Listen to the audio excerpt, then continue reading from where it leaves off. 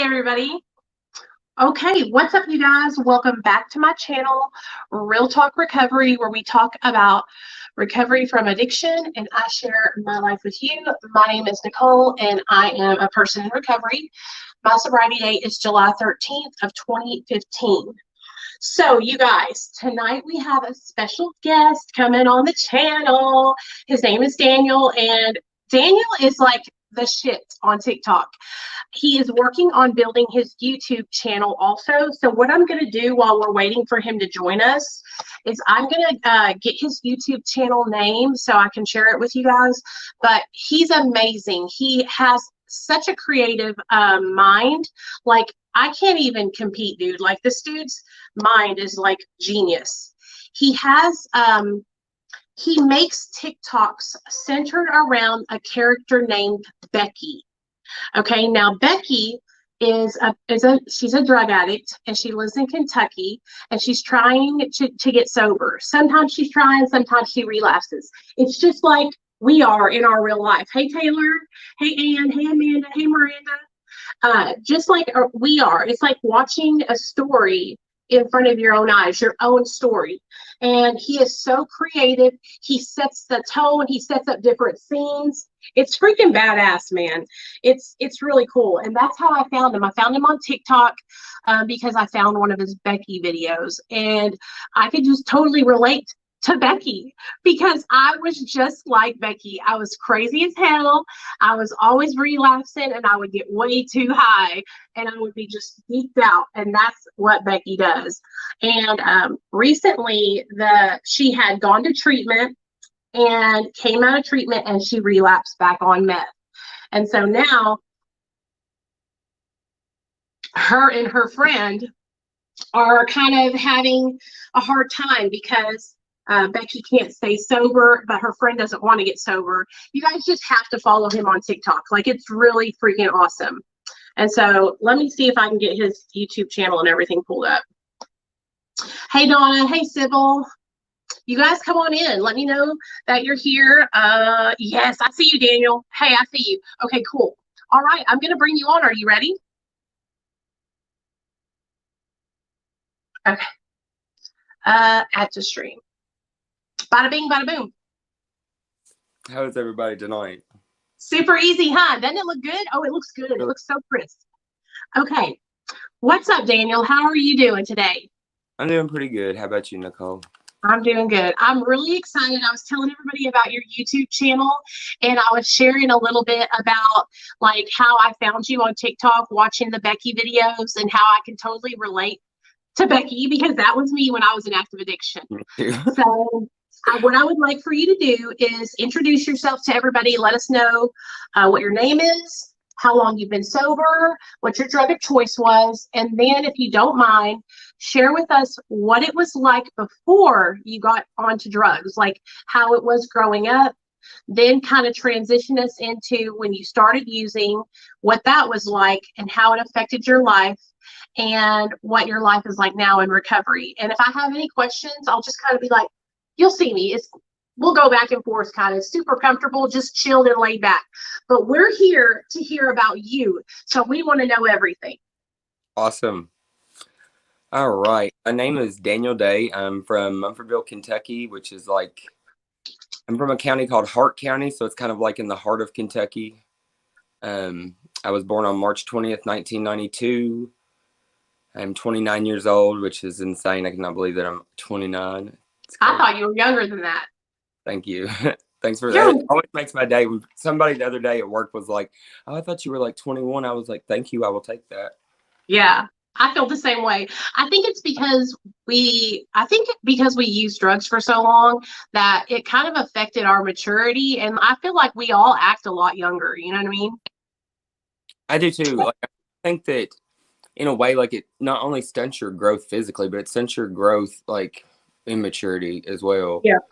And I think that also after you get clean, you start to take better care of yourself, like overly, like even more than a normal person would. Like, I don't know many dudes that, I mean, I have like a toner up for my face, you know, like the whole 9 yards. And because I spent most of my addiction was like, I would have these huge whelps all over my face. My drug of choice was methamphetamine. addicted to meth for 8 years. I started April 1st, 2010. I was a senior in high school. Wait, I'm going to get to that. I'm going to back Yeah. up. So you want to hear the beginning, the before drugs? Yes. Okay. Where to start with that? I had a really good childhood, actually. I mean, it wasn't terrible, but there was a lot of like a lack of emotional connectiveness in my home. Um, if it hadn't been for my grandparents, I don't know if I'd be sitting here talking to you all today. My grandparents and Jesus Christ, personally. Growing up, I spent most of my time with my grandparents. My mother she cleaned houses for a living. My father, in the beginning of my life, was a truck driver. He hauled cattle. So he was hardly ever home. He was always out west hauling beef cattle and such. My mom was a stay-at-home mom for a while during that time period, and then when he quit that and he come home to work in a factory, she kind of did like maid work, like house cleaning and stuff. She had regular clients, so she was gone every day, and she would get home about 4 o'clock shortly after I got off the school bus. So, I mean, I always had somebody there most of the time. It was never like a neglect as far as like your physical needs go and stuff like that, shelter, and we had everything that anybody could ask for. But it was Yeah. my addiction stemmed from the lack of emotional, like my mother was not a very loving person due to like she had her own addiction. Um, my mother was an alcoholic. My dad was a meth addict. So you know, when you have two addicts as parents, I think that you're more disposed to becoming chemical dependent. Even Yep. I spent most of my childhood oblivious to drugs and had no idea that either one of my parents were, you know, using anything. My mother smoked cigarettes, my dad chewed tobacco, and that's all I thought that they did. So they were in active addiction when you were a little boy? Hmm. Oh wow. And you didn't know though because your grandmother kind of kept you kind of away from knowing, huh? And they were, I don't know if I was just naive or I was led to believe that this world was like a very like, you know, fairy tale land where like I remember being little and just thinking like I couldn't even imagine like being around somebody that's on drugs and it's like, dude, your entire household's on drugs. I was sheltered like that too, like for real. So I can understand. My sister is 12 years older than me. That's my only sibling. She's 12 years older than I am. So it was always kind of like having like a second mom. And she was more of the emotional support person than my mother was. But my sister, you know, around 17, 18, started smoking weed and got on meth as well. And God, I hope nobody see. I hope she doesn't see this. Oh, you're okay. I mean, me and my sister used together, and so I always started talking about it without asking her, but then I asked her and she was cool with it. So, Well, my sister is now a caseworker at an addiction facility for addicts. oh, okay. So, and Yeah. so she kind of like took her past and made it into positivity too. And she has like 25 to 30 clients that she sees on a daily basis that, well, I guess you could call them clients, but they live inside like a housing facility nearby. So, I mean, she's really, you know, and I've always felt like it takes one to help one. And I know it's not entirely true, but I wanted to go into the same field until I got clean. Yeah. And I realized I was not the type of person to be around that environment and not fall into it. And then I don't know, TikTok kind of changed that for me a bit in a bittersweet way, but I'll get to that. But as far as my childhood went, I had a really good childhood. Looking back now, I see all the discrepancies as an adult that I did not see as a child. So, you know, as long as you believe it as a child, then I guess it's a good childhood. But I definitely see how the little things that I didn't pick up on then affected me in the long term. Yeah. Um, so I had a really good childhood. My teenage years, the first week of my freshman year, my parents divorced, or my mother filed for divorce. My mother did this thing where she would like leave randomly at multiple times throughout the year and go stay with her mom and dad for a week or two, or you know, and there was a couple of times it was a whole month, and it was like I didn't realize it until I was in college reading about borderline personality disorder that my mother had transferred that to me in the form of all the abandonment issues that stem from that is ultimately, I think, what manifested my drug addiction, as well as my father, because even when he was home, he was not home. He was, my entire family lives on like a 1 mile road. So Mm-hmm. our house is at this end of the road. My grandparents is at this end of the road. My grandparents' house is actually where I live now. I inherited it. And then the barn was where he spent most of his time. So he was never home either. Mom wasn't there emotionally. He wasn't there physically. And I think that's where a lot of it came from. And my sister being 12 years older, it was just me, really and Yeah. truly. Um, so I think that's where it came from for me. I've done some counseling, but I think that all I ever need a counselor to do is tell me what I already know. So then it's just reinforcement. Yeah. Mhm. And I've not been clinically diagnosed with borderline personality disorder, but when you read the thing and you hit every single bullet point on there, it's kind of hard not to, and it all makes more sense, I think, that way. So your mom was like leaving you alone with your grandma and just like not coming home for like a month? Yeah, it was like my dad and my sister. I mean, she would just like go and stay there. Damn. She might come see us like one day, but it was like she just had to get away. Like she just couldn't, she didn't handle Yeah. stress at all. And it's like looking back, I know that had a lot to do with it. Well, yeah, growing up and being young, and because like you were a little boy and you needed your mom to be there to like support you and love you and encourage you and be like I'm like so I'm on it with my son. Like I'm always telling him how much I love him and telling him that he can talk to me about anything. Like we have such a like we're tight. You know what I mean? We say our prayers together at night. It's just so, and so I can't even imagine not being like that with my sons. But I can imagine being, if your mom was struggling with addiction and then BPD on top of that, that makes a lot of sense of why that happened, you know? And that's what I think too, because a borderline normally, when like, I think that she handed that down, and to me, not so much to my sister, because they didn't. To me, like my mother was my go-to parent, whereas my sister was kind of like her dad was her go-to parent. Yeah. And then the roles just kind of like flip-flopped as I got older. But I mean, overall, my grandmother was a school teacher, so I grew up like heading the books. I was an honor roll student, straight A student. I was on the basketball team, the academic team, gifted and talented program. I mean, you name it, like I was on it. So it was like never a thought in my head that I would ever even end up on that. Right.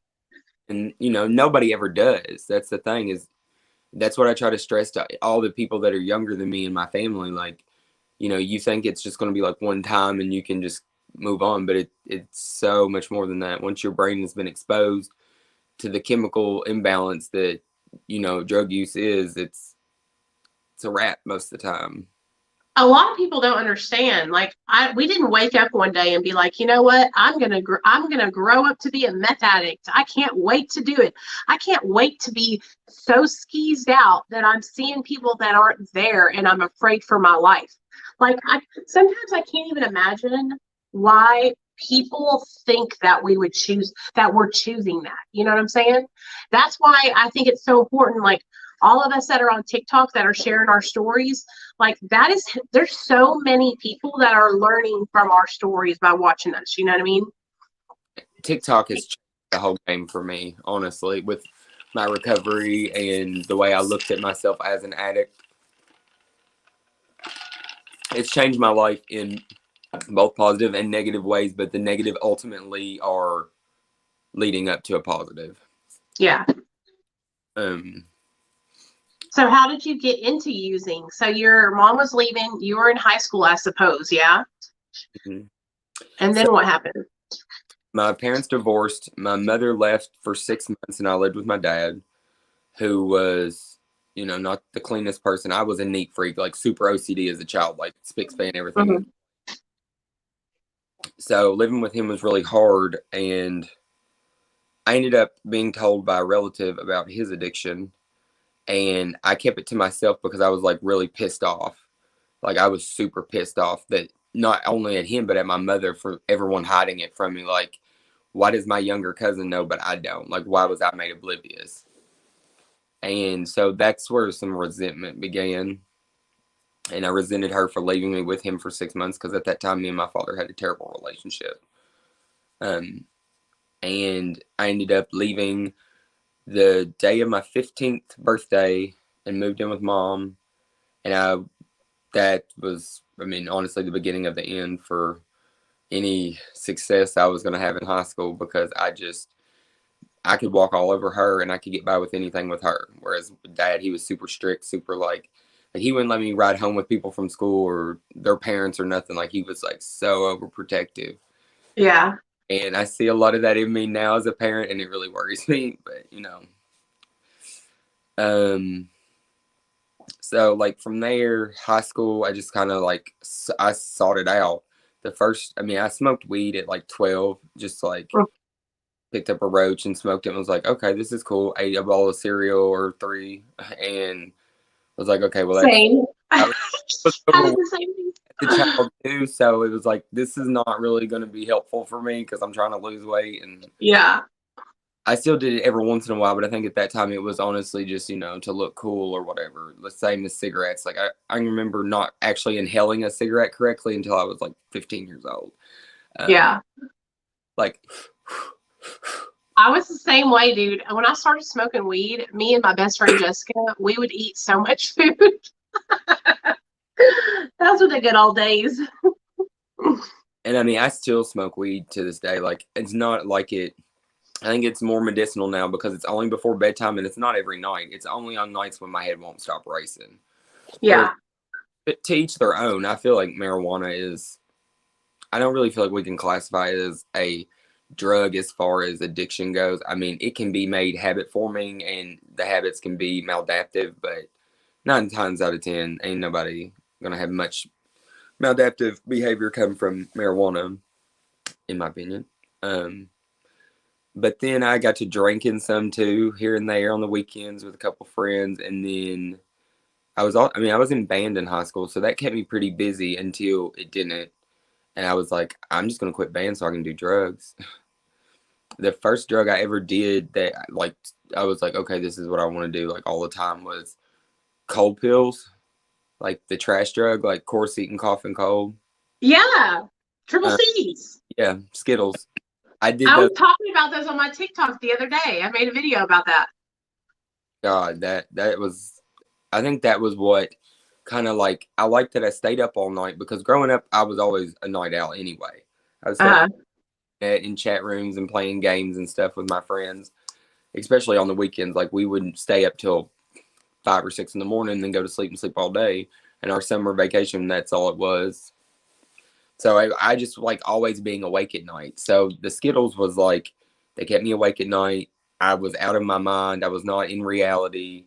I escaped through that. I would listen to What music. did it feel like? Because I've never done them. My friend did them, and I watched him like literally look like he was tripping balls. Like what happens? You're tripping balls. It's I, like that's I've what I thought.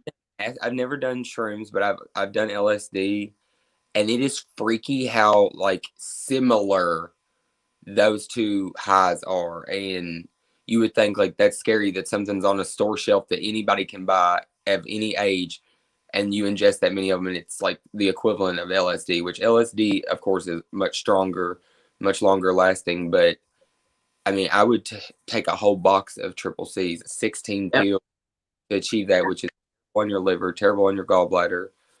And it's just like a lot of gunk and junk in your body for no reason. But I did them every day for a year. I would go to school. I would take 8 in the morning before I'd walk in the building, and then 8 around lunchtime, and then just be oblivious all day. I don't know how I passed high school, and it's Yeah. so. If I had no intelligence about me, I probably wouldn't have. I probably would have had to drop out, which I did for 2 weeks, and then went back because I was bored. Like Well, at least you went back. crazy erratic behavior is all like from 15 to 18. It was a big old blur, and I mean, I dabbled in cocaine here and there, and I dabbled in like Percocet, stuff like that, just like here and there's nothing like I didn't really know addiction is what I'm getting at until, Yeah. and that drug, I mean, I'm forever changed. There's no way I could be the person I am now without that. And it's like looking back at it now, do I regret the process? I don't regret the process, but I regret what it took to get me here to this point. And I look at it, I have a very strong relationship with God. And, regardless of what anyone believes, like your higher power, whatever it is, you have to believe in something. I feel like as an addict, regardless, you have to believe in yourself. You have to believe in a better tomorrow. You have to have hope. Without hope, like you are doomed. And Yeah. I never lost hope throughout my entire addiction. I think that that's one reason why I am sitting here talking to you today. I never went into it thinking this is what I'm going to do forever. Right. I remember I started doing it. I was always involved in drama too, like just running my mouth, people running their mouths, typical teenage high school stuff, but like it was excessive. And looking back now, like I'm surprised I had any friends at all, to be honest with you. Um, but I did meth for the first time. I had my best friend and me always did everything together, like regardless. Like our kids are even 5 months apart almost to the day.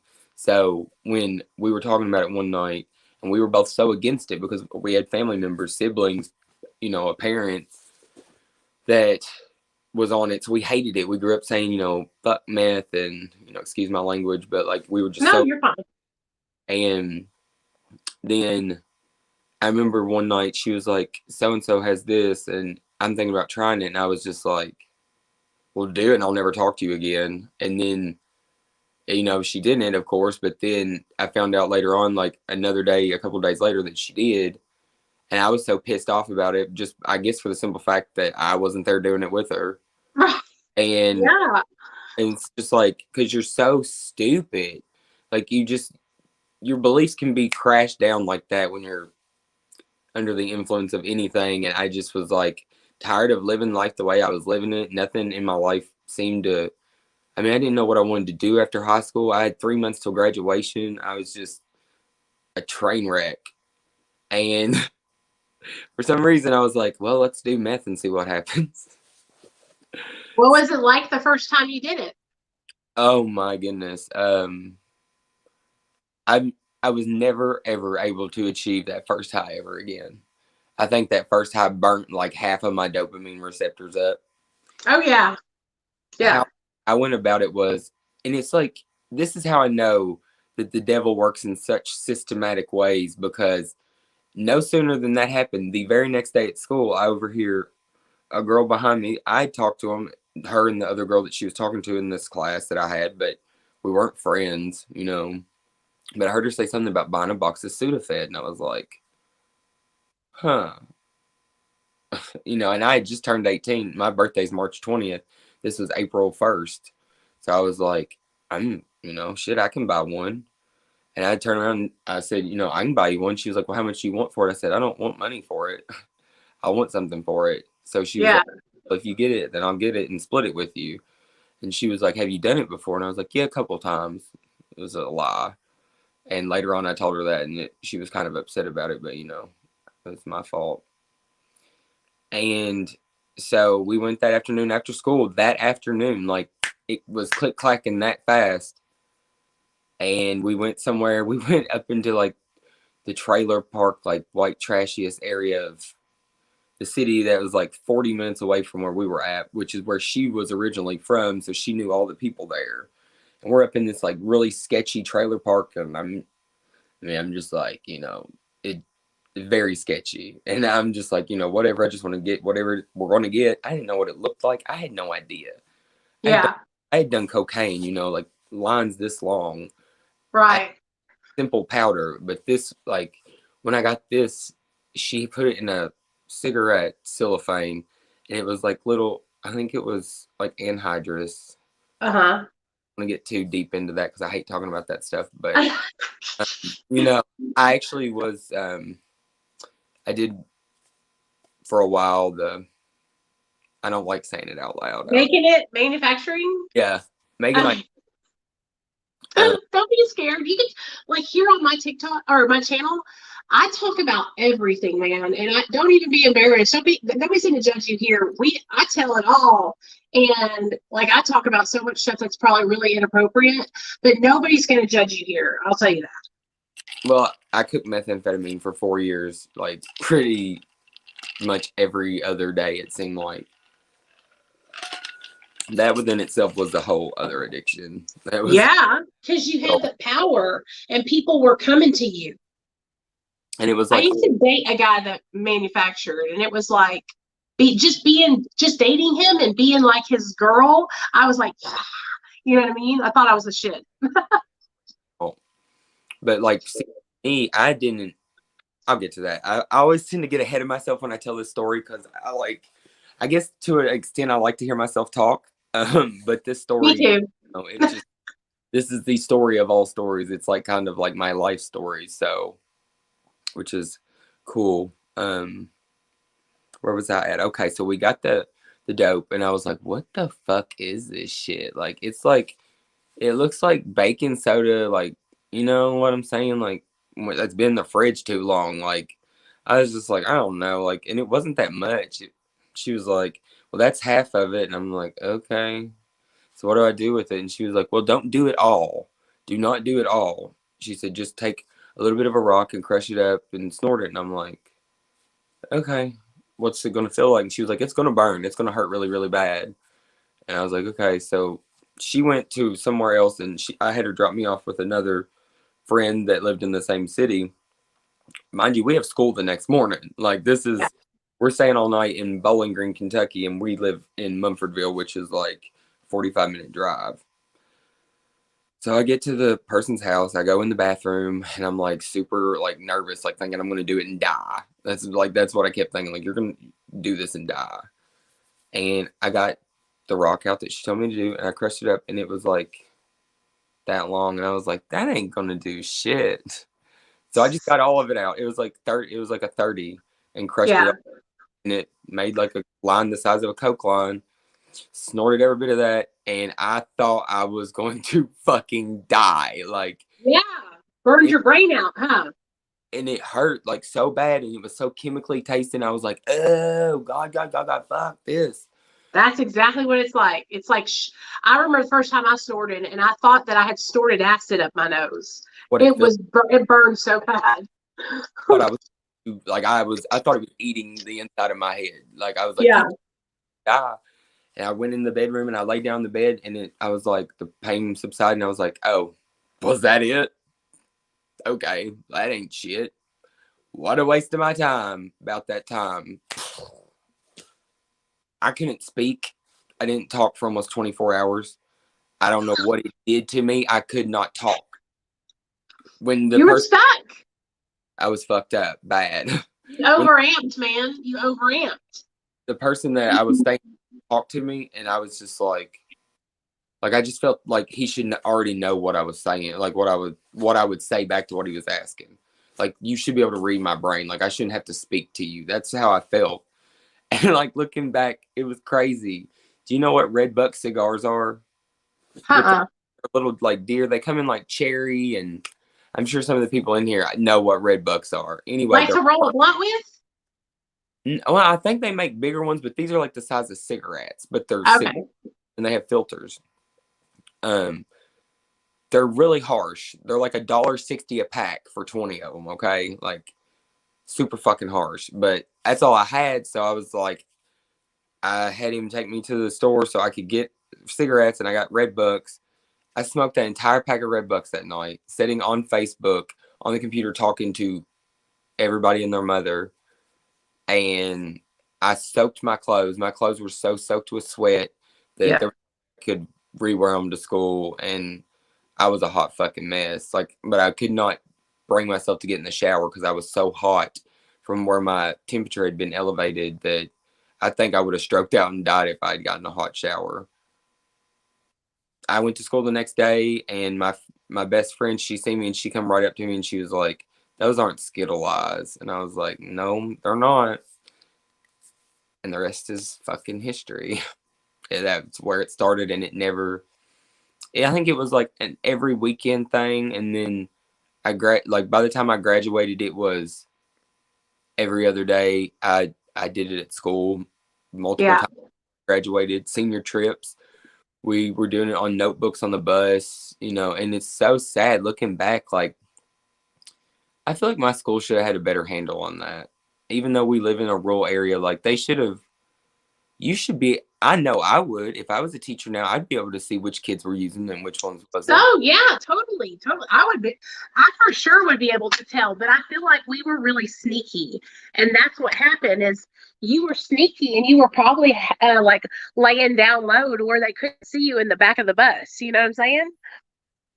There was But one did a line off of my desk in a classroom in front of the entire class, and I just didn't give a shit because at that point in time, like I was like, I don't, what is it? It's going to be gone by the time anybody sees it, has anything to say about it, so you can't prove that I had it. And right. Fuck it, and they're like, really? Are you really fucking doing that, dude? And I'm like, yep, and now it's gone. I did the same thing in my in the gym room in high school. I was 17 years old. Only and a guy that I was dating had brought cocaine to school, and so he met me in the girls' locker room, and I did the line, and I loved it. But then, just like with you, I met people who were doing methamphetamine, and because I live in the South, it was just so much more prevalent. You know what I mean? I could get meth from any of my friends' parents because they cooked it. Yeah. You know the deal. I can go 5 miles that way, or that way and get it. Like probably not even 5 miles. Right.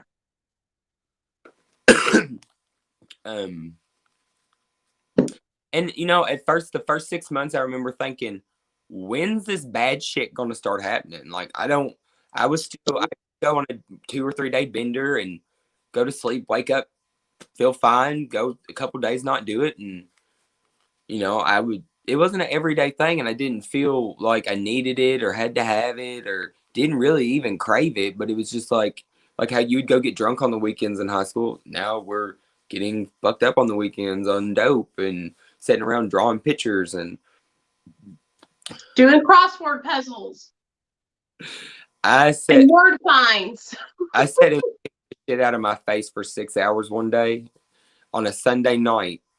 Well, it was actually like Sunday at 12 o'clock, like Sunday at 6 o'clock. I didn't realize time passed that much, and I had huge whelps all over my face. I used toothpaste, Listerine, peroxide, witch hazel, and did I say toothpaste? I think I did. Were you picking your face? Yeah.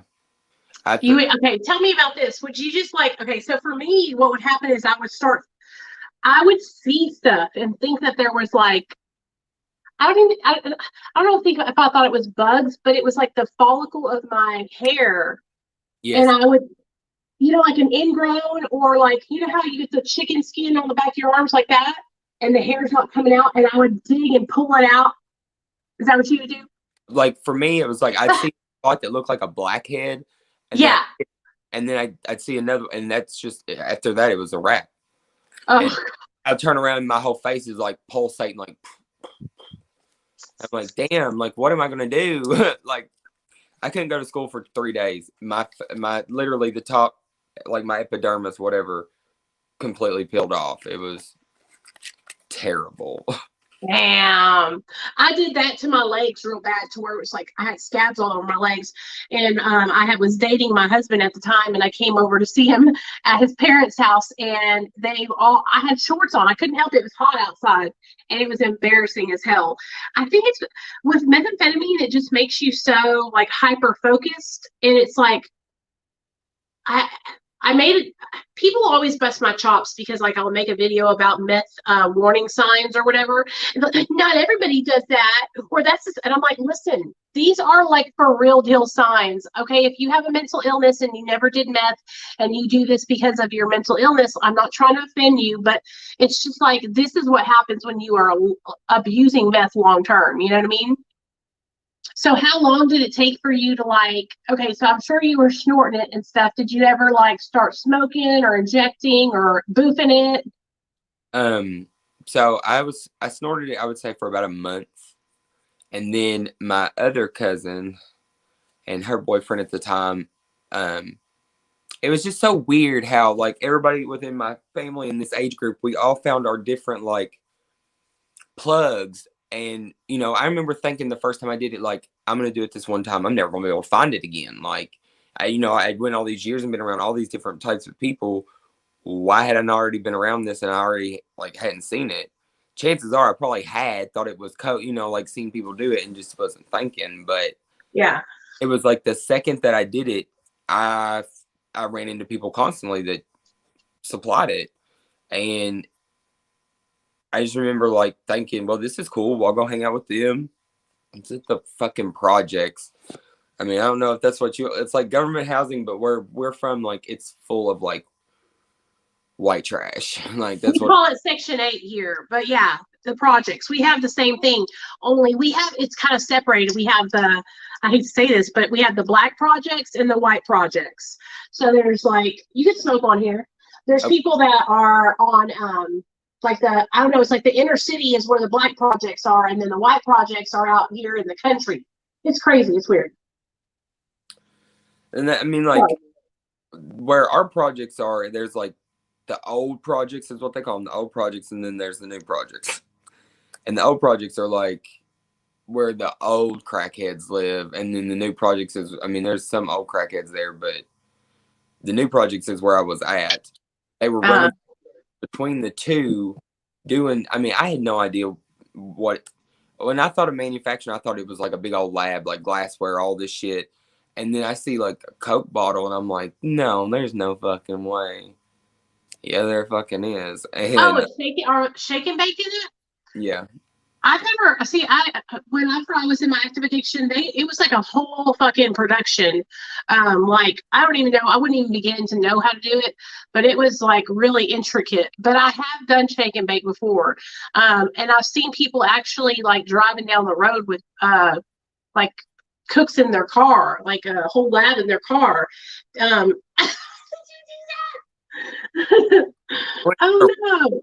Okay, keep on going. I'm listening. I'm not sorry. I feel like I cut in all the time, but I've totally been there, I can relate to everything you're saying. I want you to say whatever you want. Like, this is about stuff like this because this is what people need to hear. That, like, and sometimes I feel like when I talk about it, I'm glorifying it, but I mean, there were good times, and I'm not going to sit here and say that there weren't, but the bad times completely outweigh the good. Like, the days of hell is like all I can ever think about. Like, I can remember just being just so cold on the inside, feeling like just I've run myself to my last drop and my last little bit of powder in the bag, and you lick it and throw the bag away, and there you are left to deal with sobriety, being sober from now until you find it again. And you start contemplating, like, every time you run out, I'm going to quit. Fuck this. I'm going to quit. Yeah. I'm feeling this way. I don't want to do this anymore. I want to go to rehab, this, that, and the other. And, like, I would sit and listen to Haystack a lot. Like, were you familiar with Haystack? Yeah. Haystack and Jelly and my friend Alan, his rap name was Multi, and then my other friend, they all rapped together like when we were younger, and so they did like shows with Jelly Roll and Haystack before. It was really cool. I'll have to send you some of the videos and stuff, but we were younger. I think it was like 1998 or 99 when that was going on. That's when they were like starting to enter it all. Yeah. I like Haystack's old stuff. I don't really care for his new stuff. But I've been listening to Jelly Roll since Jelly was, before he was, like, I remember seeing Jelly Roll at what I'm guessing was like the projects in Bowling Green during the start of my active addiction, and we bought me and my friend bought weed off of a guy that was with him. Like, I seen him, he was way over there, but like. And she was like, that's Jelly Roll, the rapper. I was like, who's that? At the time, like, I had no idea. I just entered this culture. I didn't really, I mean, I just had stayed in my little farm town and, went to the city every once in a while to buy half ounce of weed or something, you know, like it was nothing major. And then, you know, once you enter this lifestyle, like it's a whole other world. Like I can remember them being like the first time I went to my cousin's and her dude were cooking or whatever. There was this girl that she was like, "Your name is such and such, and you're 24 years old." And I'm like, "Bitch, I'm 18 and I look like I'm 14. Like nobody's gonna believe that shit." She like, I had to tell them your name's Tyler and you're 24 and you're from Michigan, and I'm like, "What the fuck is wrong with this bitch?" Like nobody's gonna believe that for one. For two, I'm not a liar. I'm not about to lie. So when they asked me, I was like, "Yeah, I'm 18. I'm from here." Blah blah blah.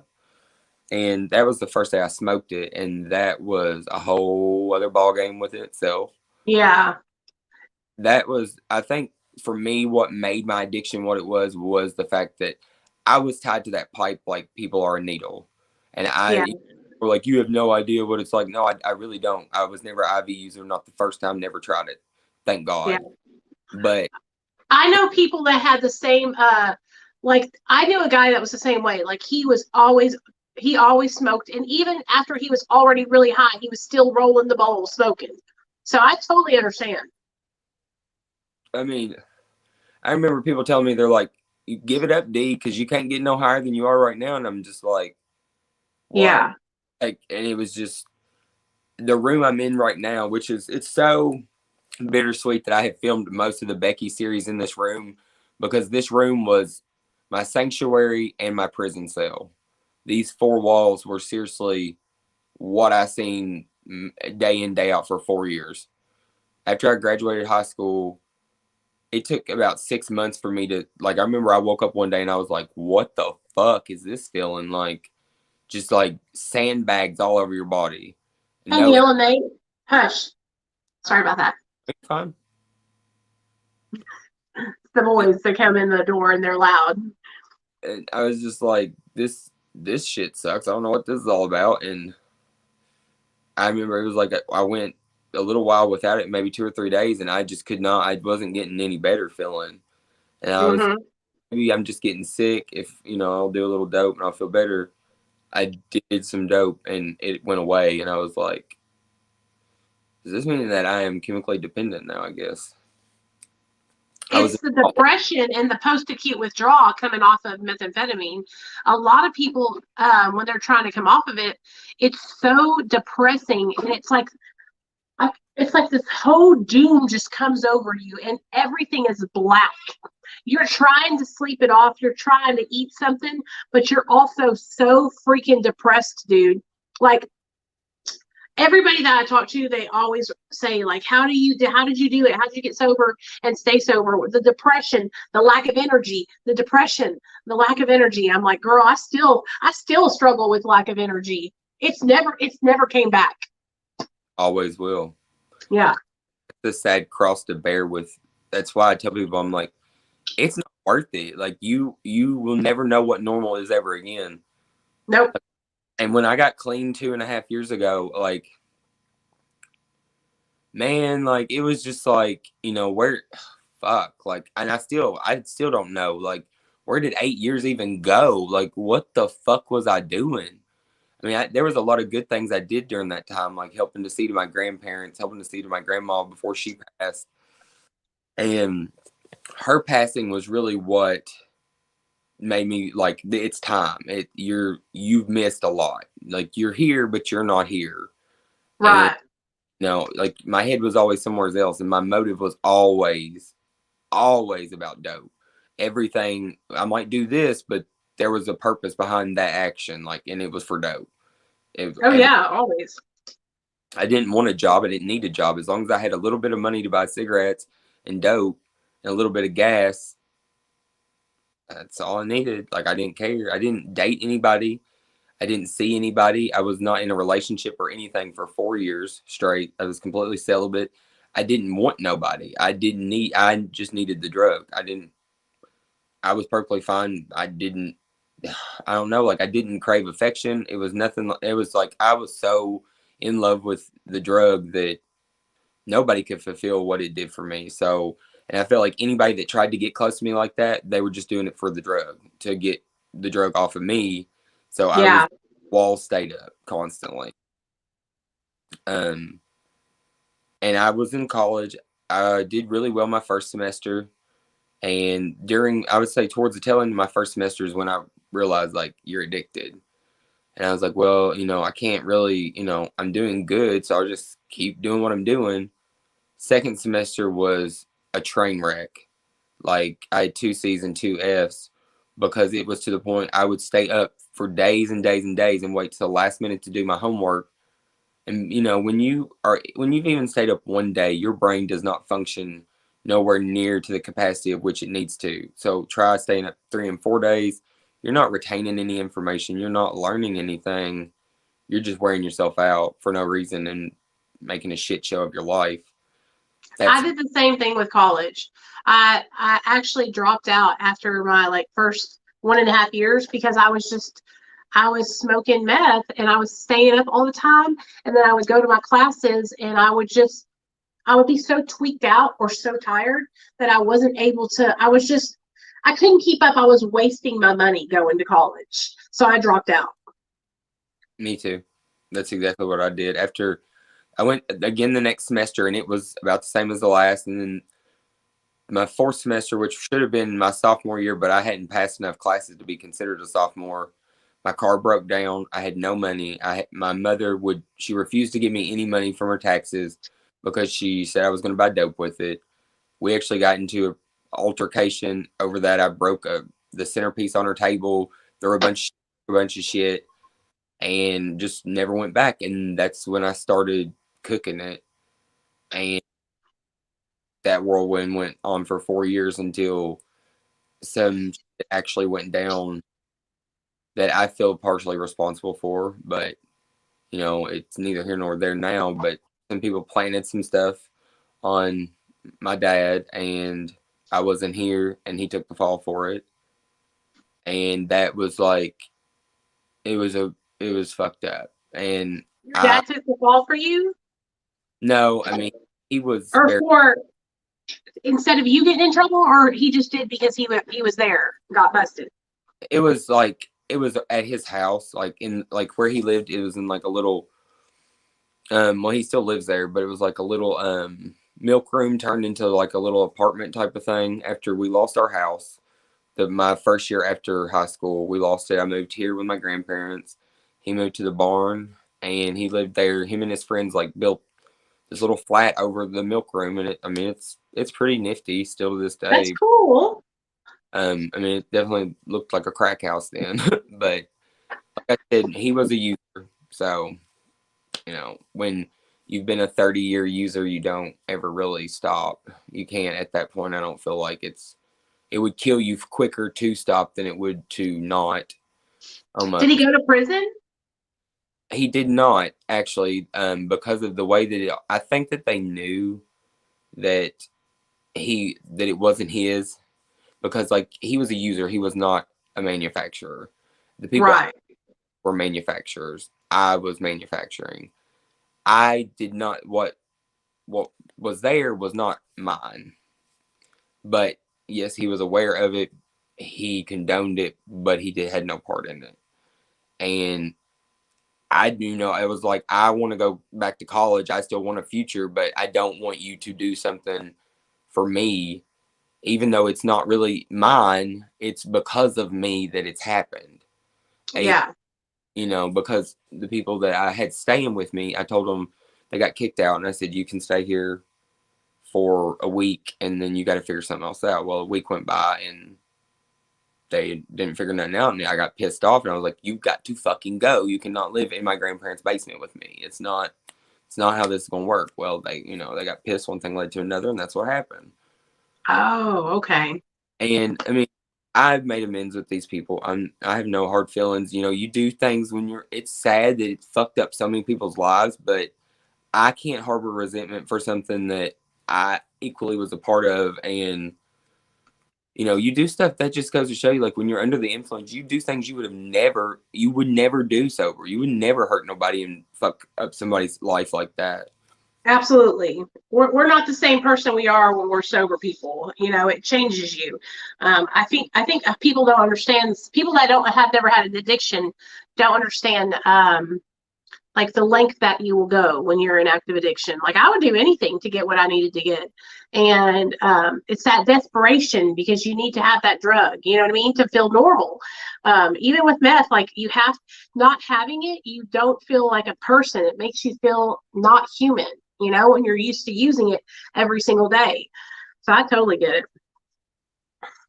You know, I think with like meth, and I can't speak for like heroin or anything like that, but I know with meth, like you get so used to doing this superhuman type of stuff, like your the abilities that you have, you can stay up all night and get this done, go here to do this the next day, and here, and that's your life, and it becomes normal. It's not that people laugh at it now, and I mean, even you know, I make videos about it and laugh at it, but that is the life, and that's not, you know, when you're in it, it's normal. It's normal to sit around and people to be like, "What's that?" Shh. I, You know, you just like you get used to being like, "Okay, I go again," you know, and it's normal, but like it's really not. And you get so accustomed to the subculture that is like meth use, especially where I live. It's like you're either an alcoholic or you're on meth or you're normal, and even the normal people are not normal. right.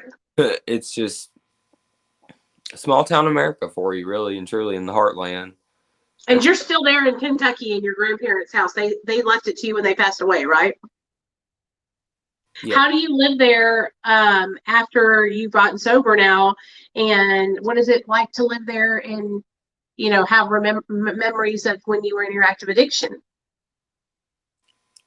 I mean, at first, the room I'm in right now, when I got clean on August 26th of 2018. I didn't come down here up until I started filming the Becky series. Like, I would not come to this room. I did not like walking through this room to go to the back part of the basement. Everything on the walls is exactly as I left it. I've just moved furniture around and like kind of faced my demons head on with this room. You know, it was so stagnant and it just had this same air about it that it did then. And it was like, I just could not stand being down here. And now, like, I love it down here because it's taken on a whole new meaning. There's a whole new beginning here. But How, like, what inspired you to get sober? Like, how did you get what happened? so I after my grandmother died, a month later, almost to the day, was when the bust happened that my father got in trouble for. Uh-huh. So I got clean after that. I was like, holy fucking shit! Like, it finally happened. It's there you go. Because anybody listening to this, if you think if you will never get caught, you will definitely get caught. Like Oh yeah. you will always slip up at some point. It could be 10 years from now, but it will happen. It's not worth it, especially if you're young. I mean, it's not worth it at any age, but if you have your entire life ahead of you, the last thing you want to do is sacrifice it to drugs.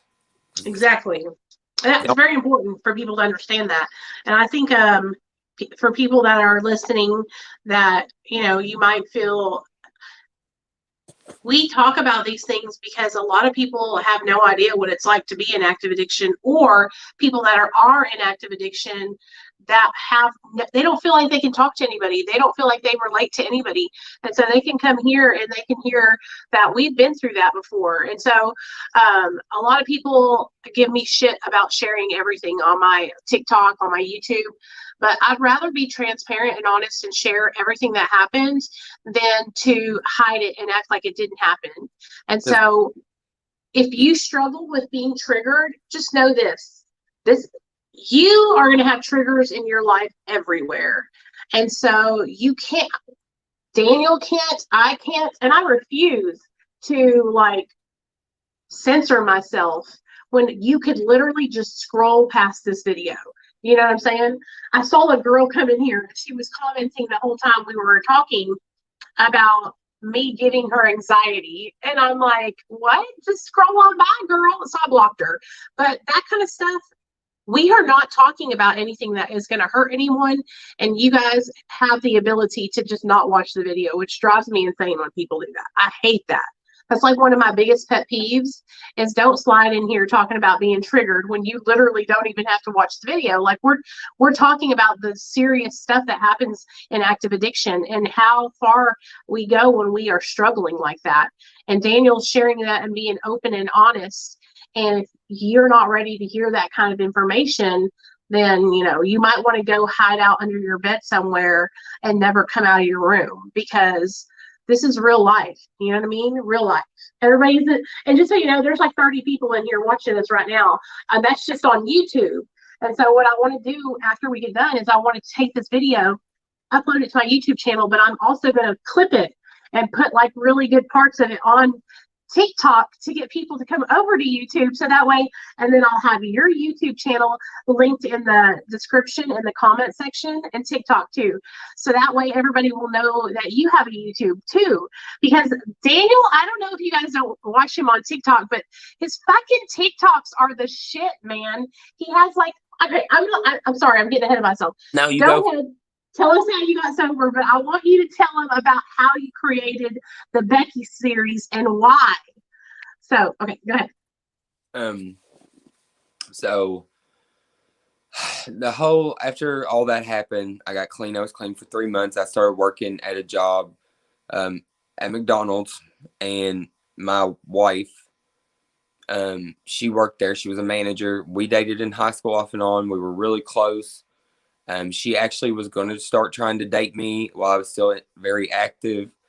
And I went and picked her up from her parents' house like about a month before all that shit went down. And we just drove to town. And I think we sat for like 5 hours in a gas station parking lot and talked.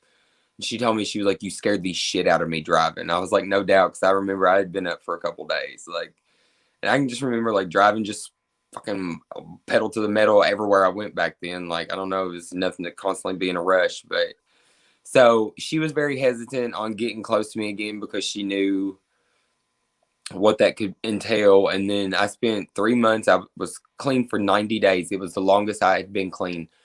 Up to that point, I'd only been clean for 10 days. I had not made it past 10 days. I had never made it to 2 weeks the entire 4 years that I was deep in it. And I made it to 90 days, and it was Halloween of 2014. And we had a coworker that got hit by a train on her. It was her last day. She went home. The very next day, she was starting her new job, and she got hit by a train and was killed. And it did something to me mentally, because my wife at the time was seeing somebody else that was a piece of fucking shit. Hope you're watching this. No, I'm just kidding. I'm just saying. I'm gonna keep it positive though. And so I was still like, I was just being the friend, because that's who I always was. I was never gonna I didn't want to break nobody up. They didn't want to be broke up. I was trying to be a more mature adult about shit. But I was just like giving up on it. Like, you want to be with this piece of shit? Fine. Like, why am I even trying to be clean? Like, I don't even want to fucking be clean. And then our coworker got killed. And I was just like, life's too fucking short for me to just sit around and wait, just being all these selfish thoughts that go through your head when you're an addict. And I was like, fuck it, I'm going to use. And I did. And there we went again. Boom, right back into it.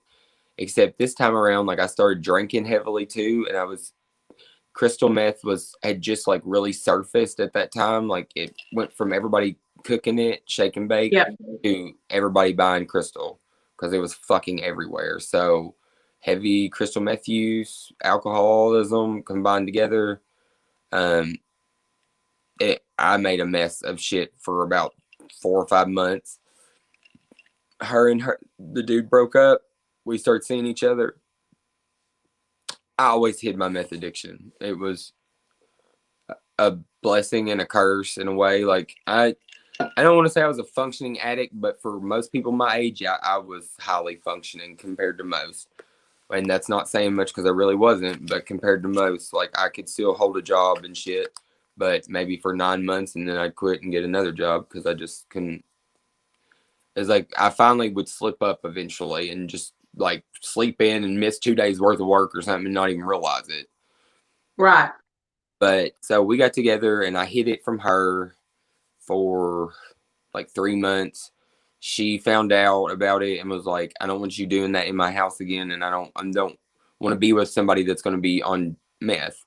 Well, she was popping benzos like candy, so I was like, okay, well, double standard there, considering like, and it was a whole mess of just like that snowballed up and down life's fucking rolly roads for about 4 months, 4 months, and then we got pregnant with our firstborn. And I was like, okay. I always said if and when I have a kid, I'm gonna quit.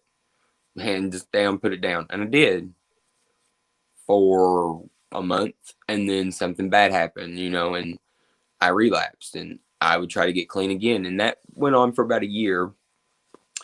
And then when my firstborn was born, I was like, okay, the day she's born, I'm never going to do it again. Right. And I got through, I want to say 2-3 days. This baby, she slept all through the night, but I was a nervous wreck. I could not sleep. She wouldn't sleep. We were arguing back and forth, because we're both tired. I'm not high. I'm not on anything. Scared to death that she's going to like die of SIDS, just normal first parents, first child parents shit. Yeah. And I started using again. And it was always a reason. There was always a reason to use. There was never a good enough reason to quit. And that went on and trickled up and down till she was 3, 2018. She was born 16, so she would have been 2. And I got really bad off. Me and my wife separated. She moved in with her mother. I stayed here, and I just plummeted. Like, I had nothing keeping me from just going pedal to the metal with it. And I think that was probably the worst I had ever been, even worse than when I was cooking, because I had so much more anxiety and so much more emotion going on than I did when it was just me, myself, and I. Yeah. And I got so bad. I was in the last 2 months of that active addiction, like July and August, I was in the hospital like 6 times. I thought I was dying. Because were you calling the hospital or 911 on yourself? I was having just going in there. Just going to the ER constantly. Kidney stones, just sick. My immune system was so low. I looked really bad, and I wasn't losing weight either. I was gaining weight because I found out soon thereafter my thyroid was fucked. Like, wow. So that was another thing I think had tied into why I felt so needed that stimulant drug, because my thyroid was not producing the thyroid hormone to give me energy. And I'll try to get into that later, because I do want to touch on that for anybody that is in active addiction or has been in active addiction. Your body, the whole like thing with methamphetamine is it causes body-wide inflammation. Well, inflammation on your thyroid is what causes your thyroid to eventually go into hypothyroidism or Hashimoto's, which is what I have, which is an autoimmune disease where your body attacks your thyroid gland.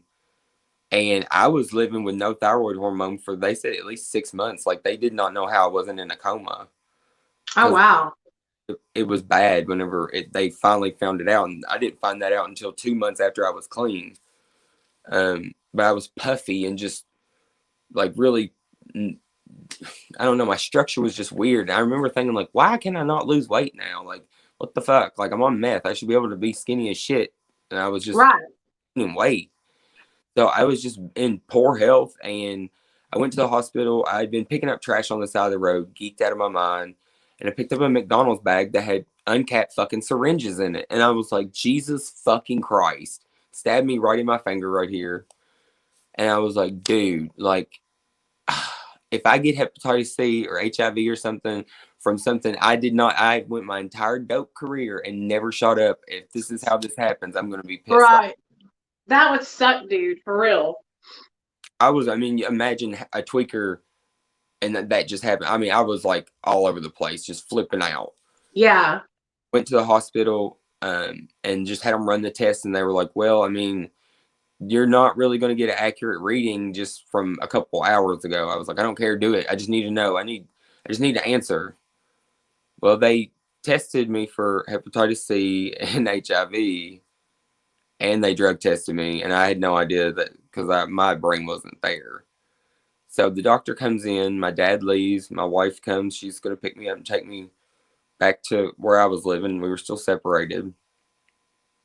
And about 2 months prior to this incident, she walked in on me asleep on this very couch right here with my pipe on my chest and the kids upstairs asleep. And I had them, and she was at her mom's. It was like my night to have them. And she got here and just completely lost her fucking mind, of course. Like, why wouldn't you? And so I was like, I just did it this one time. I'm not going to do it again. I'm so stupid, like just lies, lies, lies. So when she was there, the doctor comes in and he was like, is it okay for me to give your test results in front of her? And I was like, yeah, this is my wife. It's no big deal. And he didn't have the test results that I thought he had. It wasn't the HIV, Hep C shit. It was the drug test. And he was like, well, you tested positive for marijuana, methamphetamine, and amphetamines. And I'm like, did this motherfucker just really say what I think he said? And I look at her and I look at him and I was like, you got the wrong room. That's not what. And he was like, you're Daniel Day, right? And I'm like, yeah, but you got the wrong test. He was like, this is the only drug test we've done here in the last 12 hours. I'm like, I want to retest.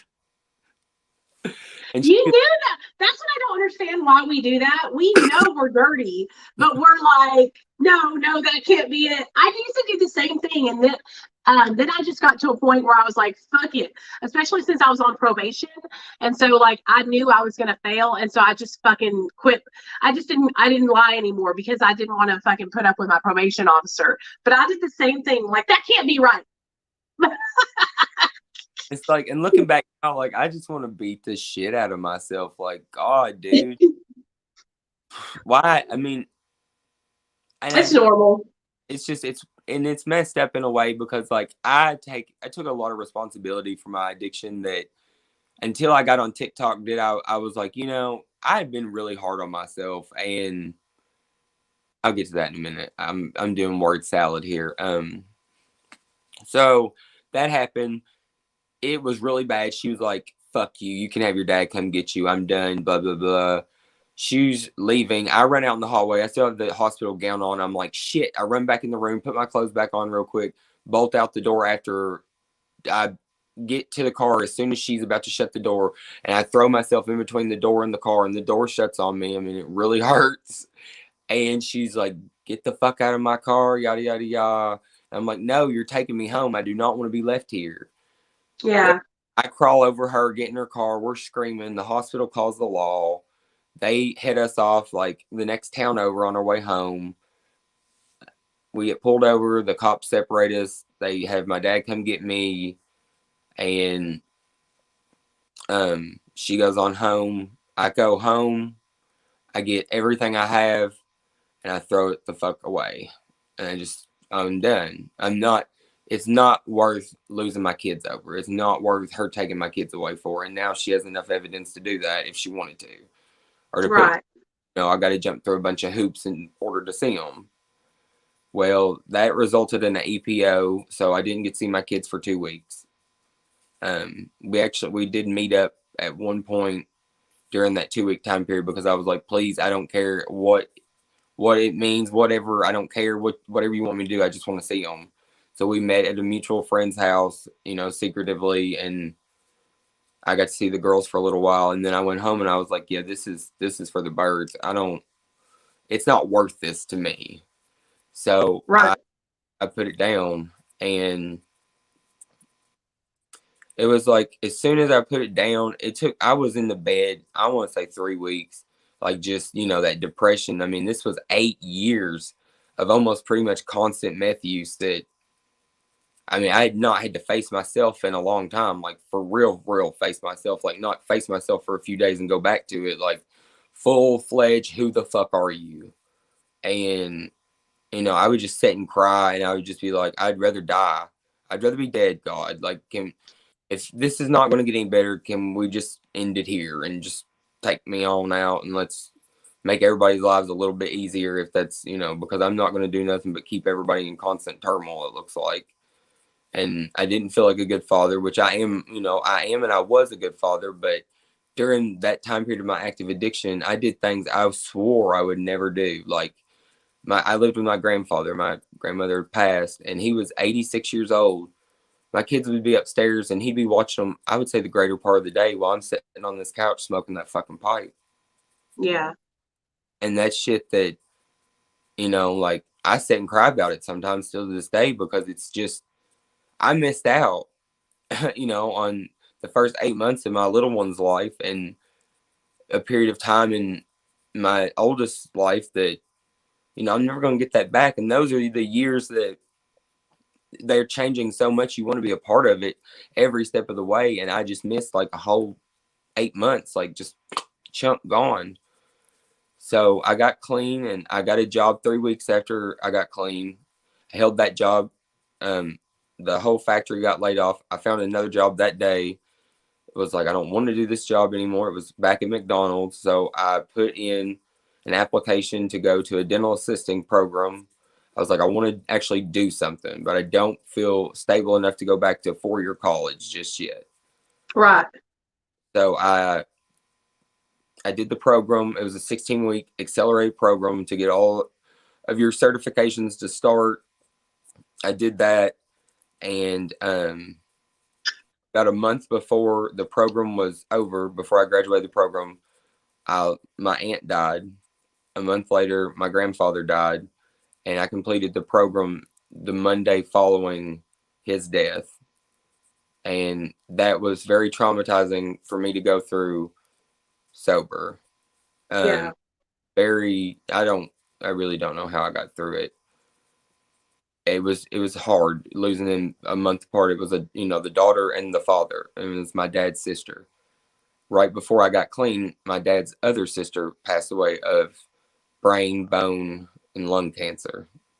So it was like within the 8-month time period, we lost 3 major players on this road in our family. Yeah. A month later, my cousin, they found out that he had brain cancer. And within, I think it was a month from them finding out, he passed away too. Simultaneously, my father was in the hospital. He had a heart attack, multiple things. He was on a ventilator for a month.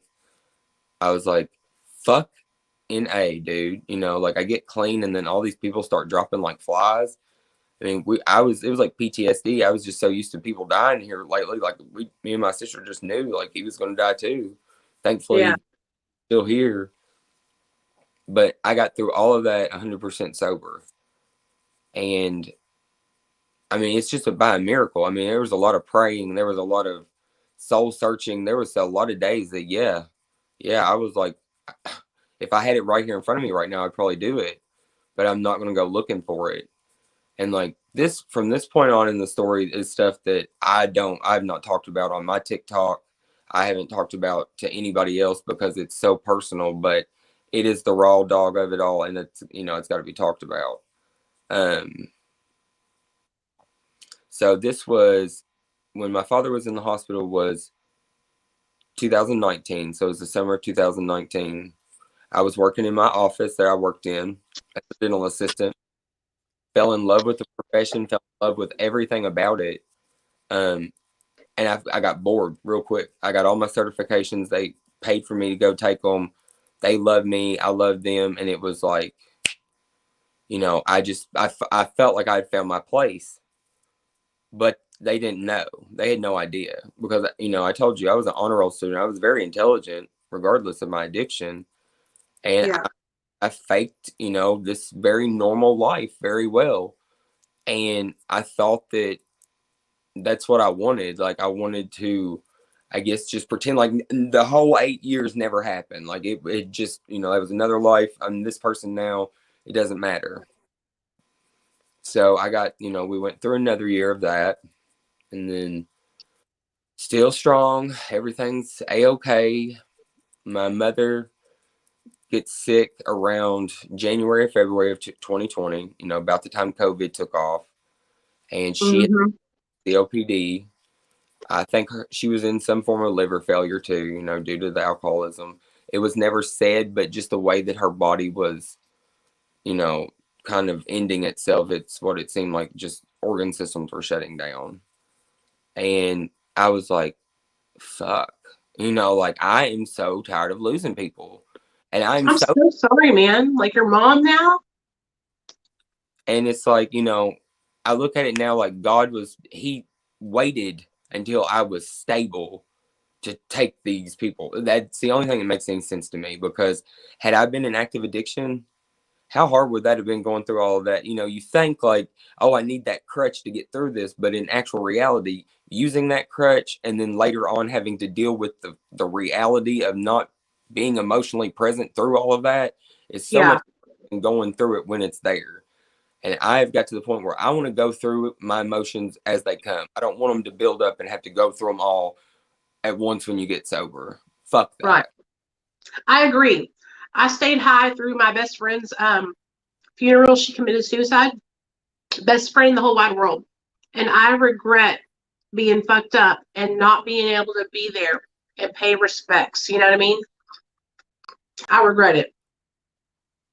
I mean, and it's like until I remember my mama's funeral.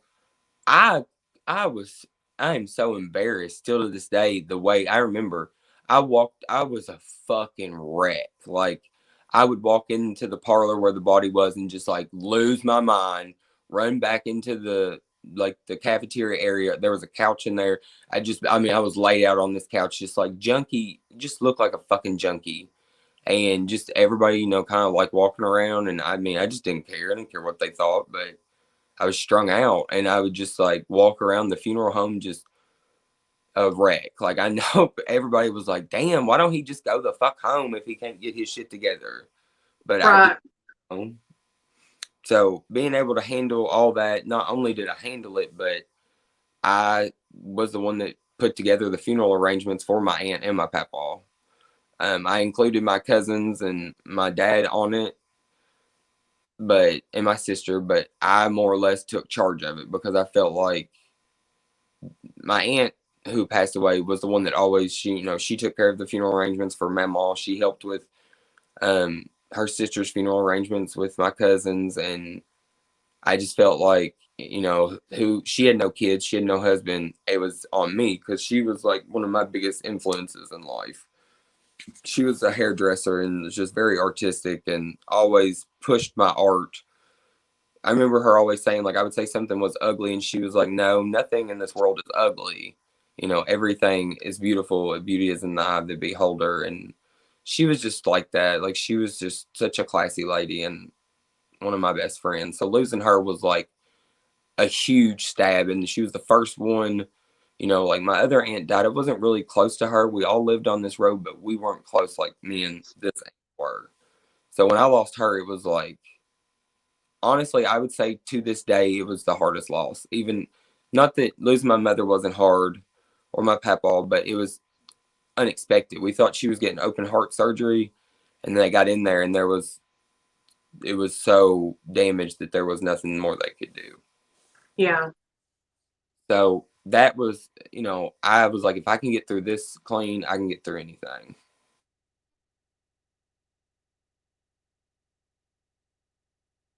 You okay? Somebody tried to call you, didn't they? Yeah, yeah. I'm like, what the fuck? So then we get through that. I'm like, okay, we get mom. Fuck, like she was on my dresser up until last Wednesday, and her ashes were on my dresser. We finally buried her and put her to rest last Wednesday. It was a year to the day of her death. So, I get through that, push through that. I keep my head covered in work. We Mm-hmm. get to August, and I'm like, I just feel like I'm not doing enough with my life. Like, I'm doing the dental assisting thing. I'm going to work. I'm coming home, and it's so much of a pattern, and it's not. Hey, Mary, hold on just a second. Mary C. Girl, you better get rid of those Percocets. Flush them down the toilet. Take your Suboxone and flush those Percocets. Mary, if you want to, let me see. Hold on. Post a comment. Mary, text me on this number, Mary, after the live stream. Okay? And I will talk to you and try to help you through it. Okay, baby? Oh, damn, did it not show it? Yeah, I did. Oh, Daniel will be back. I think he just had to go because the phone was ringing. He'll be right back. Yeah, we'll wait for Daniel to get back. But Mary, if you're depressed, babe, listen to me, okay, girl? Sorry, y'all. I'm hungry. I'm eating some nuts. It's not worth it to relapse, Mary, okay? You've worked so hard, and you've come so far in your recovery. I see you over there on Dr. B's channel every Sunday, girl. You can do this, okay?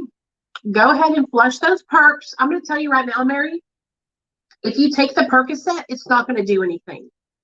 Suboxone will stay in your system for so long that you will not be able to achieve a high with those Percocets. It'll just be a total waste. So go ahead and dump the perks and text me on my phone, and I'll help you through it, okay? You back, boo? Yeah, I'm back.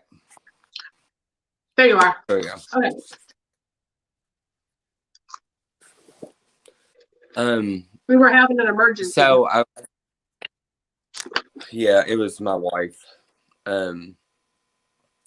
So I went back to college last fall, and I started taking prereqs for dental hygiene because that's what I wanted to do, or so I thought. And towards the end of the semester, my wife's brother committed suicide.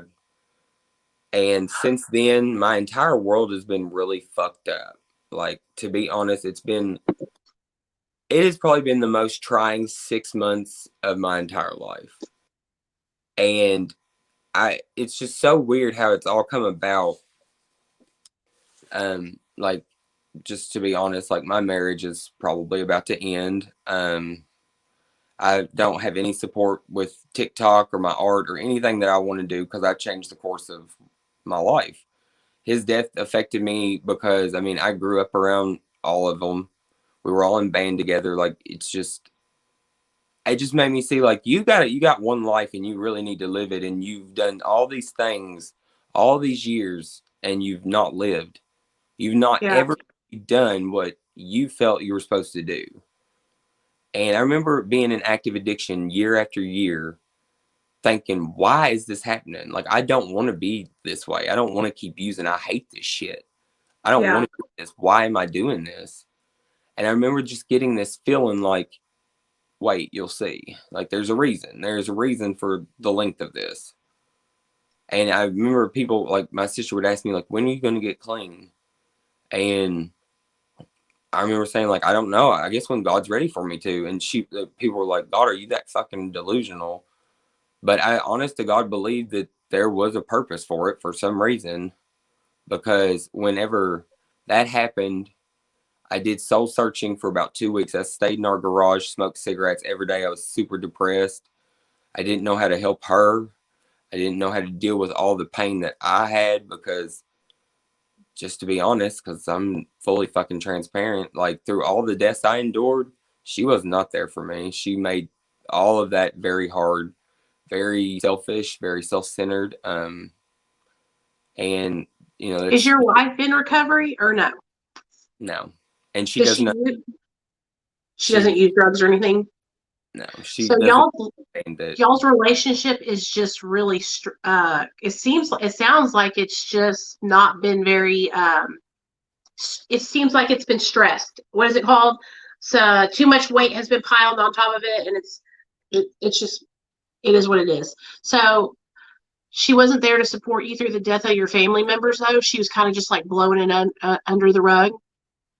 You know, what I see with a lot of family members who are not addicts, when they have an addicted loved one, they're either super controlling and want to, like, control the person and help them get sober and tell them what to do every single day, or they're just like, I don't want anything to do with them. Do you know what I'm saying? And they are like, just totally X them out of their life. And it sucks. I was the same way. My husband and I are both in recovery. And when he relapsed last year, I literally lost my shit. But, like, I love him so much, I was trying to control everything he was doing because I thought if I did, then it would help him to stay sober. But it was the wrong thing to do. And I learned that the hard way, though. I learned that I had to let him find his own way. And when I finally let him do that, that's when he started finding his way. Go figure. It was so hard not to try and control it, though, because to me, I was saving. You know what I mean? To me, I was intervening. But what I was doing is I was enabling him to continue his addiction because I was saving him from getting fired from his job. I was saving him from wrecking his car. I was saving him from clearing our bank account out. You know what I mean? So he wasn't experiencing any consequences. So it's hard, man. It's hard when you have somebody that you're with and they're not like us. At least me and my husband are both addicts.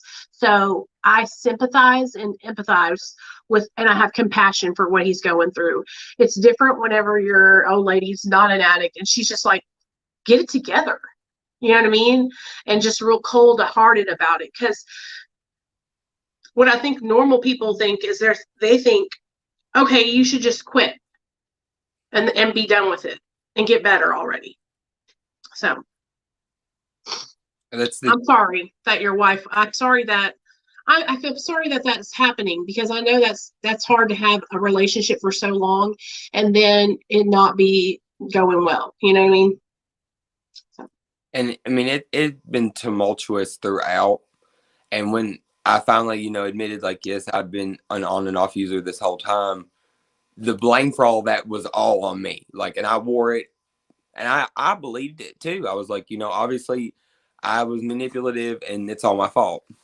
Well, 2 years go by and all these things are happening, and I'm like, no, it wasn't all me. And honestly, I might have been able to get clean or been clean more had you been a little more understanding, supportive, blah, blah, blah, blah. Because, like, you trying to take somebody's kids away from them. Yes, I agree. There were times that I emotionally neglected my kids in the same way my mother did me.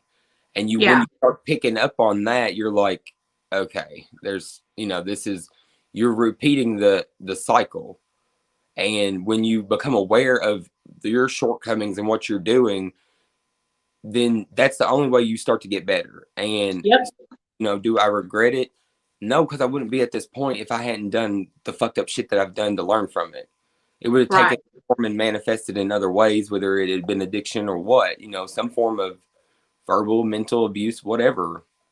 And, I'm the type of person, I will own my shit. That's what I do. Everybody on my TikTok, they're like, you're so real, you're so raw. Well, to me, I'm just me, and I'm going to own my shit, because I am a strong motherfucker, and I know that. I would not be through all the shit that I've been through. There's a lot of people that's been through more, a lot of people that's been through less, but I know what I've been through, and I wouldn't wish it on my worst enemy. So I started doing the TikTok thing about a month after his passing. His death was drawn out for 3 weeks because he was military. So it was like super, like, it was like a systematic way they go about doing things in suicidal situations. So we really went through like a month of a funeral. It was very depressing. After that, I was like, I need an outlet. Like, I can't keep doing this with nothing. I'm working with nothing. Right. I did a couple TikTok videos, and I was like, they're not hitting.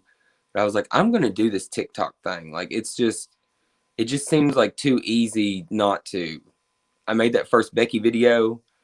24 hours later, my phone went berserk and just brr, brr, brr, brr.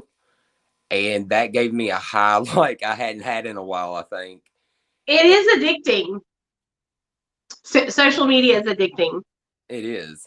And it's so good it's what's awesome about it is it feels so good to have people like commenting and saying like, oh my gosh, I've done the same thing, or your videos help me to stay sober. Like, when I get comments like that, I don't think people understand. It means so much to me, because that's why I'm sharing about my life, is because I want to help people, and so I know that's why you're sharing too, because I watched some of the Becky episodes and I bawl my eyes out when Becky was going into treatment. And I don't know, I just got so emotional when the little from the heaven was coming down, and the little guy, and anyways, y'all have to watch this TikTok. If y'all don't watch this TikTok, you won't understand what I'm talking about.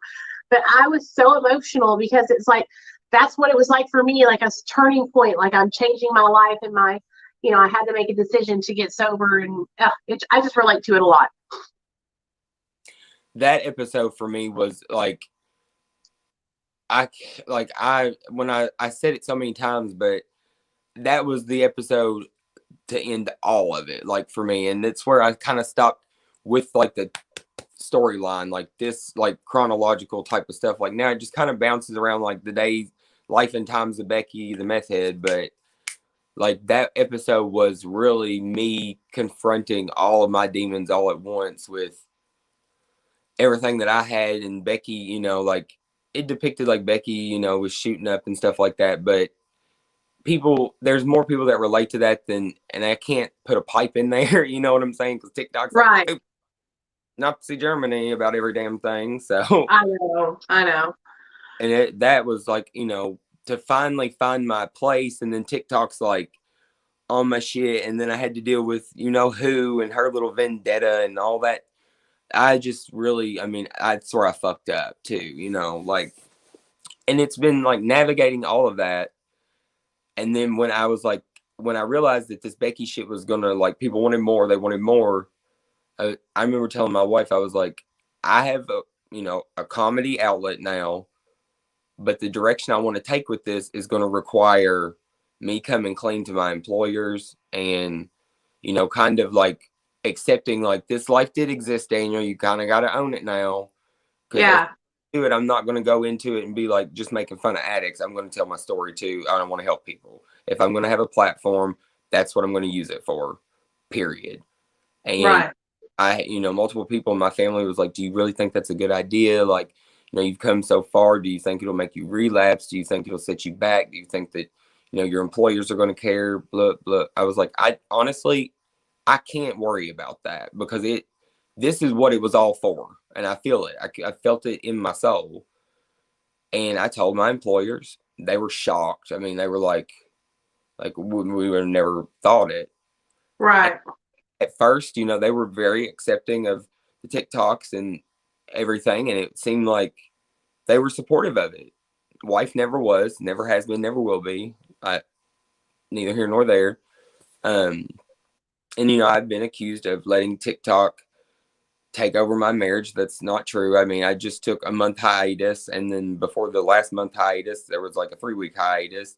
So really, I've not put a whole lot of time into TikTok. December and January, yes. Beyond that, not so much. Like I did go pedal to the metal in December and January with some Becky, but it's because I had a story to tell and I wanted to tell it as fast as I could because it was just like in there and it had to come out.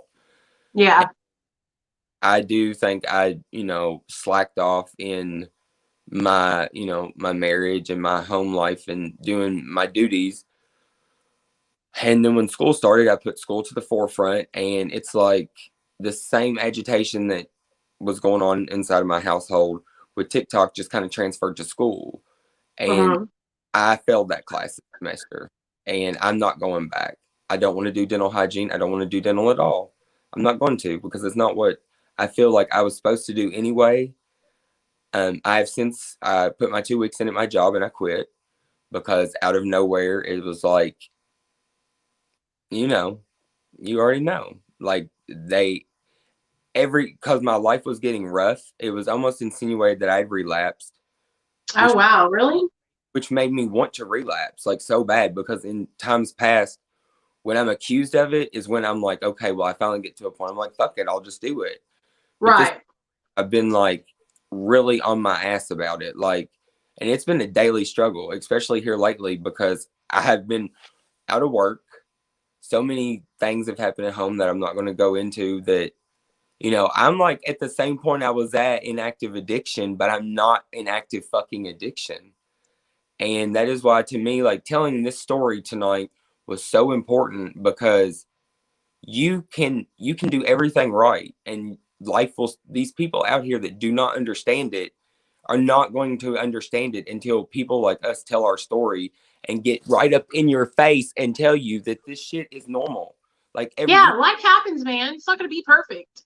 You know, you're going through a transition right now, a transition period, and you're like, this is a test, whether you want to believe it or not. And you can either you can either you can either go out and get high and fuck off, or you can weather the storm and go through this. And I'm telling you, man, I have been through some shit since I've been sober. If you weather the storm and go through this, keep making your videos on TikTok. Keep up with your YouTube channel. I cannot encourage you enough. My husband, I remember when I started my YouTube channel, it was back in 2017. And I was like, one day I'm going to be able to have a job. Watch, I'm going to work doing this. And he was like, okay.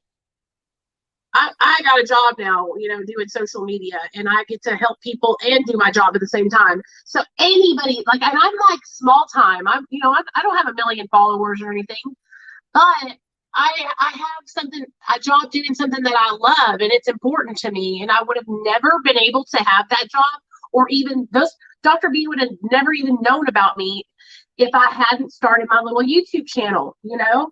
And so I just want to encourage you to stick with it. Stick with it. I can even help you like with like analytics and stuff here on YouTube to how to title your videos, and just technical stuff over here that I've had to learn over the last couple of years that can help you do better with your videos so people will find you here on YouTube. Or you can just double down on TikTok and start working really hard to transition those people here to YouTube. And that's what I would suggest, because that's the easiest thing to do, is to build that TikTok as big as you can and then push everybody over here. Encourage people to come watch your YouTube videos. Maybe even start doing a live stream on YouTube once a week, to where you can say, hey guys, come over to YouTube. I'm live streaming once a week on this day. That way it'll be interactive and people will know, and they'll be able to come over here with you. Because your channel, I think it's monetized. You have 1,000 followers on YouTube, right? Oh, yeah, I have two. Okay, so you can monetize your YouTube channel now. And anyway, it's just a little bit of extra money coming in, you know, and then you can start doing that, and your channel will grow, your TikTok will be growing, and then that opens you up to opportunities to work like I do, you know, helping people. And you know, Nicole, like that's the thing. Like whenever you asked me the other day if I would do this, it was almost it's one of the things I've manifested, because you have been such a key player in all of this for me, because you are such a neutral, positive, like light in the recovery community. Whereas, you know, like some of us, you know, we bicker back and forth amongst ourselves, but you have always like kept the peace. You know, I mean, you know what I'm talking. I try really hard to do that, because I just don't want to push anybody away. You know what I mean? Because I used to be very aggressive when I first started my YouTube channel. I was like, you got to get sober. If you don't, you're going to die. And I was just like really fucking gung ho about it. But what I realized is that I was scaring people away. And so that's why I try to just chill back a little bit, you know?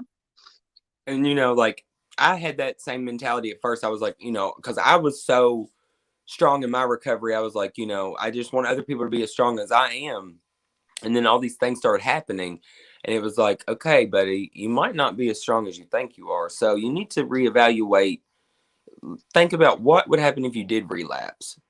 And then it's like, okay, well, that, you know, that is a possibility, you know, because these bad things keep happening. And if you're not on top of your shit, and I mean, there have been so many days that, I mean, I've had people question it. Like I said, work never came out and said it, but the way I was being treated there towards the end, it was kind of obvious. And one of the other assistant, who is a vindictive bitch, I don't care if she sees this, said to me, like, when I told her, I sent her a message, and I was like trying to be cordial about everything, and was like, you know, I'm gonna miss you guys, blah blah blah. I've just got some stuff going on at home in my personal life, and I want to do that. I don't want you all to, you know, have to deal with my absence because of things that are happening and aren't going to happen. And she was like, well, you know, it's never too late to get help and go to counseling. And she was like, you know, there's different centers here and where we worked. And I was just like, I'm not high, lady. like, and to me, it was just like, you know, it's sad, because I seriously thought like the world had I guess because I had changed, it had changed too. Well, it doesn't. Like, you can actually be sober and people will still think you're using, and that is not a reason to use. It's not. Right. Your whole life can fall down around, like your marriage can end, you know, a number of things. But you've got to, if there's nothing else anyone takes away from this, you've got to stay true to yourself and manifest your own destiny. Do not let a drug, a person, a place, anything decide what you're going to be or what you're going to do, because your potential is your potential only. I'm working on my music. I'm getting back to my TikToks, and I'm waiting tables, making more money than I ever was in that dentist office. Hell yeah. I love waiting tables and bartending. I love doing that. And if you can stay sober doing that, you can make so much money. You can get on your feet, and then also you can do your social media. I'm telling you, man, the sky is the limit whenever you're like working hard and actually doing a job that you enjoy doing. I love making fast money. I love waiting tables. So, okay, this is what I want to do, because I don't want to keep you on here 2 hours. I don't want people to actually watch the video. I want you to tell everybody what your TikTok handle is and your YouTube handle, and then we're going to sign off, and you're going to text me the links so I can link everything, okay? So my TikTok is at Daniel_goes here, and it'll say Daniel Day Entertainment up at the top of the profile. You'll see me. And my YouTube, I can never remember. I think it's Daniel Day Entertainment as well, but it could be Becky Videos. Look up Becky Just Videos. send it to me. Text it to me so I can put it on this video so people will be able to click it. And before you go, if you could say something to somebody who's struggling right now in active addiction, what would it be? Don't lose hope. There's always hope. Keep the hope. Keep fighting for your life, because you're worth it. That's 100% true, man. I'm serious. Like, if we lost hope, we wouldn't be here today. You know what I mean? And I really appreciate you coming on here and being so transparent and just honest about what you went through, because it's hard. Sometimes we get worried that people are going to judge us. That's not going to happen here. And I really appreciate you so, so much. I do want to have you on again, where we can talk more about like just what you're doing now with your life and how you became inspired to make Becky videos. But we'll do that on a day. I want to get you on the TikTok live, man. It's so easy. We got to figure out when you're going to get approved for dual live streamings, because you have enough followers. Because my friend Sarah only has 21,000 and she has it. So my bands, I don't know. We'll have to talk about it though. We'll talk about it. I love you. I'm going to kick you off here, and I'm going to end this stream, and then I'm going to text me your links, okay? I will. Peace All out. right. Bye, babe. You did good. Thank you. Okay, you guys. You know me and Daniel, we both love to talk, so we could be on here for 2 hours and never stop. Please, you guys, if you haven't already, go follow his TikTok at Daniel_goes here. You will not be disappointed. He has amazing content. He's so encouraging, as you guys all witnessed here. I saw a bunch of you guys saying that you're struggling in the comment sections. You can reach out to me on my social media, DM me on TikTok, Instagram, YouTube, Facebook, and I will do the best I can to give you any suggestions. But yeah, I love you guys. I'm here for you. Don't forget to subscribe to the YouTube channel and click notification bell so that way you will be made aware when I do go live. And just so you guys know, we will be having another special guest Friday night at 7 p.m. Central Standard Time. That will be Kyle from Sober Dogs, and we are going to be talking all about prison. We're going to be talking about solitary confinement. We're going to talk about being sober. It's going to be a good time. So come hang out with me Friday night. I love you guys, and I'll see you later.